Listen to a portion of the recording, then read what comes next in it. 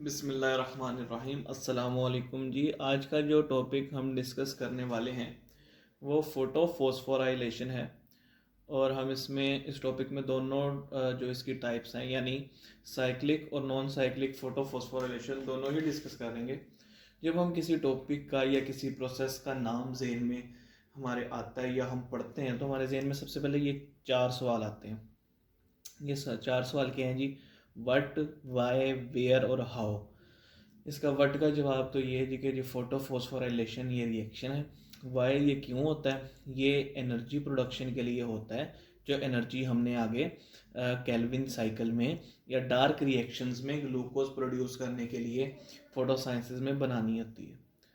Where इसका answer ये है जी कि ये थाइलाकोइड मेम्ब्रेन के अंदर हो रहा होता है, क्योंकि थाइलाकोइड पाइलअप करके ग्रैनम बनाते हैं, तो हम ये भी कह सकते हैं कि ये ग्रैनम के अंदर या ग्रैना के मेम्ब्रेन्स में हो रहा होता है।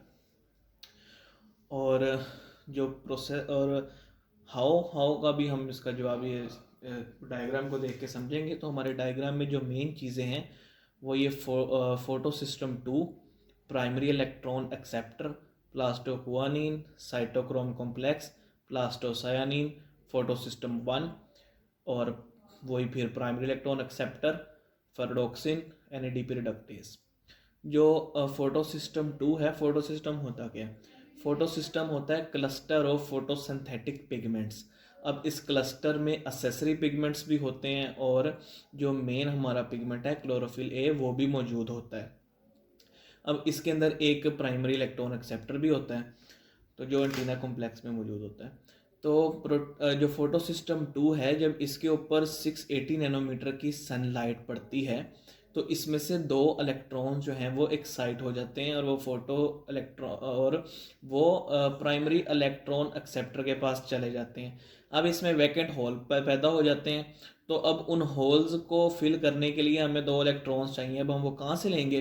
तो वो ये वाटर की स्प्लिटिंग से प्रोड्यूस होते हैं। वाटर टूटता है, उसकी सूरत में हाफ ऑक्सीजन मॉलिक्यूल, दो हाइड्रोजन के आइंस और दो इलेक्ट्रॉन प्रोड्यूस होते हैं, जो इलेक्ट्रॉन इसके होल को फिल कर लेते हैं।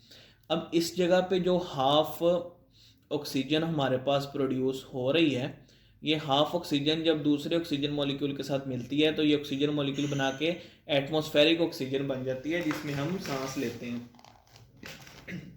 जितनी एटमॉस्फेयर में ऑक्सीजन मौजूद है 21%, वो सारी इस तरह फोटोलाइसिस के जरिए ही प्रोड्यूस होती है। फोटोलाइसिस क्या है? Breakdown of water in the presence of sunlight या लाइट फोटोलाइसिस कहलाता है। अब यहाँ से जो दो इलेक्ट्रॉन एक्साइट हुए थे वो आ जाएंगे प्राइमरी इलेक्ट्रॉन एक्सेप्टर के पास। प्राइमरी इलेक्ट्रॉन एक्सेप्टर से वो प्लास्टोक्वानिन, जो कि आयरन कंटेनिंग कंपाउंड या मॉलिक्यूल है, वहाँ से वो आएंगे जी हमारे साइटोक्रोम कॉम्प्लेक्स के पास। ये साइटोक्रोम कॉम्प्लेक्स जो है ये भी प्रोटीन कॉम्प्लेक्स होता है। इसके दो काम होते हैं, सिर्फ ये पाथवे प्रोड्यूस नहीं करता या प्रोवाइड नहीं करता इलेक्ट्रॉन्स को, ये केमियोस्मोसिस जिस प्रोसेस के जरिए एटीपी प्रोडक्शन हो रही होती है उसमें ये हाइड्रोजन आयन पंपिंग का काम भी कर रहा होता है, वो हम आगे जाके भी डिस्कस करेंगे इंशाल्लाह। तो जब इलेक्ट्रॉन इधर से यानी साइटोक्रोम कॉम्प्लेक्स से प्लास्टोसायानिन के पास आते हैं तो इस टाइम पे कॉम्प्लेक्स रिएक्शन हो रहा होता है जिसे हम केमियोस्मोसिस के नाम से जानते हैं, जिससे एडीपी प्लस इनऑर्गेनिक फॉस्फोरस मिलके एटीपी प्रोड्यूस कर देते हैं। एटीपी क्या है? एटीपी जो है वो मेन एनर्जी करेंसी है सेल की, जो हमें हर जगह पे चाहिए होती है, और यही ग्लूकोज फॉर्मेशन के लिए केल्विन साइकिल में भी बहुत ज़रूरी है। उसके बाद अब यहाँ पे भी सनलाइट पड़ती है फोटो सिस्टम 1 के ऊपर भी, क्योंकि ये भी फोटोसिंथेटिक पिगमेंट्स हैं और ये भी इनका भी एक्सपोजर होता है लाइट की तरफ, तो इस पर भी ऑब्वियस बात है कि लाइट पड़ेगी। यहाँ पे 700 नैनोमीटर की जब लाइट आती है तो यहाँ से वो दो इलेक्ट्रॉन को एक्साइट कर देती है, जो कि इसके प्राइमरी इलेक्ट्रॉन एक्सेप्टर के पास चले जाते हैं। अब यहाँ पे जो होल्स बनते हैं उसके लिए हम क्या करते हैं? उसके लिए कोई फोटोलाइसिस नहीं हो रही होती। उसके लिए जो इलेक्ट्रॉन्स यहाँ से आ रहे होते हैं, जो ओरिजिनली फोटो सिस्टम 2 से एक्साइट हुए थे, वो आ जाते हैं जी यहाँ पे और इसके होल्स को कर देते हैं फिल। अब यहाँ से जो इलेक्ट्रॉन ऊपर गए थे वो फेरोडोक्सिन, जो कि एक और प्रोटीन है आयरन कंटेनिंग, इसके पास आएंगे और वहां से वो आते हैं इंजाइम एनएडीपी रिडक्टेज के पास। एनएडीपी रिडक्टेज का काम क्या है? NADPH formation. अब एनएडीपीएच यहाँ पे मौजूद होते हैं और जो हाइड्रोजन यहाँ पे प्रोड्यूस हुए होते हैं, यानी फोटोलाइसिस के दौरान प्रोड्यूस हुए होते हैं, वो हाइड्रोजन भी मौजूद होते हैं। तो ये एक रिएक्शन होता है जिसके जरिए ये NADPH+H+ बना देता है। तो NADPH+H जो है ये रिड्यूसिंग पावर होती है, क्योंकि इसके पास अब इलेक्ट्रॉन्स हैं, तो इलेक्ट्रॉन्स जो है वो रिडक्शन कर सकते हैं। और इधर हमारे पास जो ATP है ये जिमिलेटिंग पावर है, तो ये और जगह पे यूज हो सकती है। अब हम देखते हैं इनके नाम इस तरह के क्यों हैं, फोटो सिस्टम 1 और फोटो सिस्टम 2। अगर ये तरतीब के मुताबिक होते तो फिर से फोटो सिस्टम 1 होना चाहिए था, लेकिन ये ऐसा नहीं है। ये डिस्कवरी की तरतीब के मुताबिक है कि जो इन दोनों में से फोटो सिस्टम में से पहले डिस्कवर हुआ उसे उन्होंने नाम फोटो सिस्टम 1 का दे दिया, और जो बाद में डिस्कवर हुआ उसका नाम उन्होंने फोटो सिस्टम 2 रख दिया। और इसमें देखना है कि हम डायग्राम में देखें तो फोटो सिस्टम 1 जो है वो फोटो सिस्टम 2 से डायग्राम में ऊंचा है।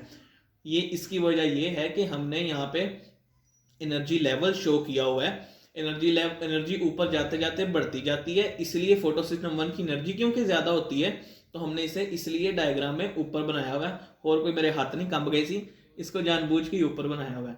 अब फोटो फोस्फोराइलेशन की जो दूसरी टाइप है ये हमने नॉन साइक्लिक पढ़ी है, इसमें कोई साइक्लिक प्रोसेस नहीं था, वो इलेक्ट्रॉन्स वहां पे बस यूज हो गए, वो वापस नहीं आने वाले। इसकी जो दूसरी टाइप है वो साइक्लिक फोटो फोस्फोराइलेशन है। उसमें क्या होता है, उसमें ये होता है, और वो कब होती है, उसकी वो कब हो रही होती है, वो तब होती है जब हमारे पास ATP की तादाद बहुत कम रह जाए। जब सेल्स में ATP की तादाद कम रह जाती है तो उस सूरत में सेल जो है वो नॉन साइक्लिक फोटोफोस्फोराइलेशन से साइक्लिक फोटोफोस्फोराइलेशन में शिफ्ट कर जाते हैं। अब उस प्रोसेस में क्या होता है, डायग्राम सेम ही रहेगी। उसमें यह होता है कि यहाँ से इलेक्ट्रॉन्स आते हैं, एक दफा तो यहाँ पे ऑक्सीजन प्रोड्यूस हो गई, उसके बाद यहाँ से इलेक्ट्रॉन्स आए, plastoquinone, cytochrome complex, plastocyanin, photosystem 2, primary electron acceptor, ferredoxin. यहाँ से फिर ये NADP रिडक्टेज के पास नहीं जाते। अगर वहां जाएंगे तो फिर तो NADPH बन जाएगा। NADPH तो हमारे पास पहले से बहुत ज्यादा, हमारे पास ATP नहीं है, NADPH की क्यूमुलेशन हो चुकी है। तो हम यहाँ से इसको शिफ्ट करते हैं FAT को साइटोक्रोम, यहाँ से इलेक्ट्रॉन जो है यहाँ तक अभी आया होता है वो यहाँ से शिफ्ट कर जाता है साइटोक्रोम कॉम्प्लेक्स के पास, वो फिर आता है प्लास्टोसायनिन के पास, फिर फोटोसिस्टम 1, फिर प्राइमरी इलेक्ट्रॉन एक्सेप्टर, फिर फेरोडॉक्सिन, फिर साइटोक्रोम कॉम्प्लेक्स के पास। ये एक सर्कल चलता रहता है, इस तरह का सर्कल चलता रहेगा, जिसमें जो ATP प्रोड्यूस होते रहेंगे, NADPH प्रोड्यूस नहीं होंगे। तो जब इसकी एक खास मिकदार जो हमें चाहिए वो बन जाएगी, तब हम इसको दोबारा साइक्लिक की तरफ, नॉन साइक्लिक की तरफ ले आएंगे। और इस दोनों में जो एक मेन डिफरेंस है वो ये है कि जब इसमें तो एक दफा ऑक्सीजन बन गई और उसके साथ यही ATP बन गई और ये NADPH बन गया, लेकिन जब साइक्लिक में एक दफा सिर्फ बननी है और उसके बाद यही इलेक्ट्रॉन्स बार बार रीयूज हो जाने, तब ऑक्सीजन नहीं दोबारा बननी। साइक्लिक 3-4 भी हो जाएंगे तो एक दफा ऑक्सीजन बनी होगी, और इधर जिस तरह होते जाएंगे नॉन साइक्लिक, तो उसी प्रोपोर्शन से उसमें ATP भी, उसमें वाटर और टूटता रहेगा और ऑक्सीजन उस तरह बनती रहेगी।